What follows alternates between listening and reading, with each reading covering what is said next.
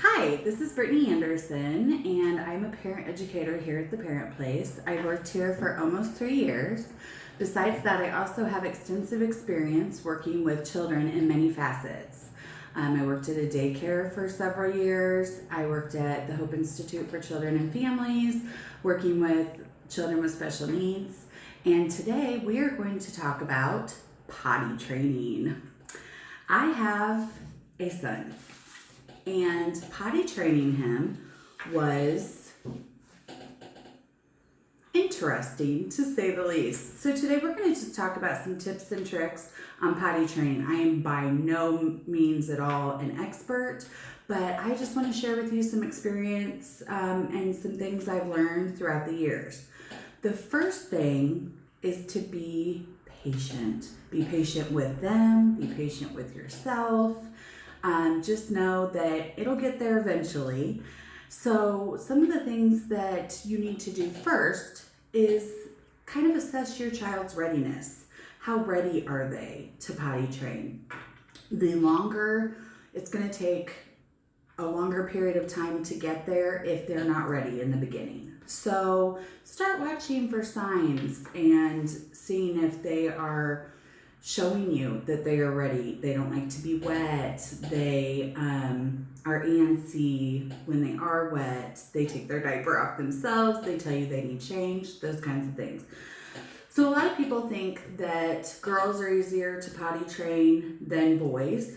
I don't have girls, but I do know that working in daycare, it was actually up to the child. It was not necessarily a matter of girl or boy. It was if they were ready and if everyone around them was consistent.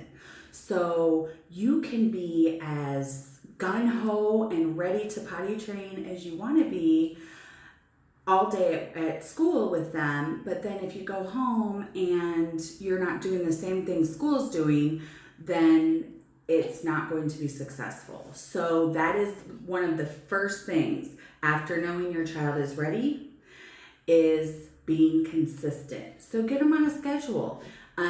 You get a little timer or you time it on your phone and have them go every so often.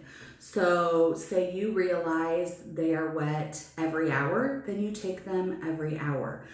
Some other things that help is to make just a little chart. I just found this piece of paper at my house, and I just made some little boxes on it. I got some little stickers depending on what, I got these at the dollar store, so depending on what they're into, and get them involved in it. Have them come and I went potty, so they get to put a sticker on. You might also want to try edibles. Anything, goldfish, cereal. They go potty and they get one.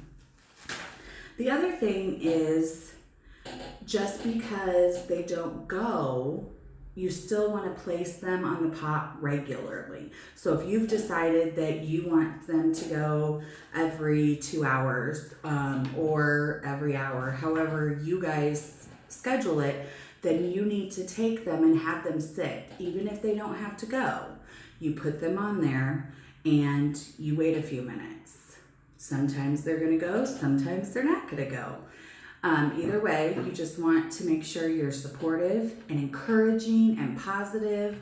I know some people that have done potty dances, potty songs.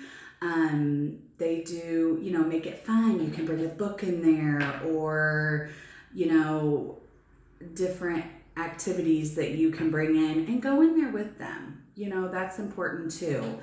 As far as boys, I found it helpful to have him sit on the potty before standing.